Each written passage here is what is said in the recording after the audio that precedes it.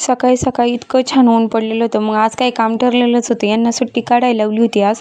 मग आज ते दीदीला सोडवायला चालले होते. खडकवाडी येथे कबड्डी स्पर्धा होती. मग ओवी आणि वीरा सोबत चालले होते. वीरा काय मागं लागायचं ते नेहमीप्रमाणे ठरलेलंच असतं. मग ती कशी बाय करते बघा. मग आम्ही आज आवरून निघालो होतो पळशी गावाला.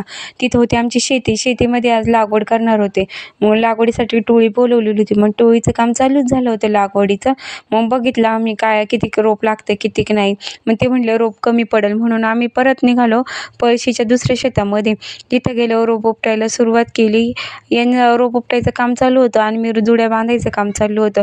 दुपारनंतर इतकं छान असं वातावरण झालं आणि तिथं इतके छान इंद्रधनुष्य दिसत होता. मग व्हिडिओ काढावा वाटला म्हणून आम्ही व्हिडिओ काढला इंद्रधनुष्याचा. खूप छान वातावरण होतं.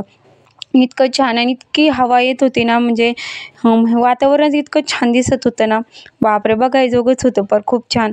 मग काय दुपारनंतर टाईमच नाही भेटला आणि संध्याकाळी काय 7:30-8 वाजलेत आम्हाला घरी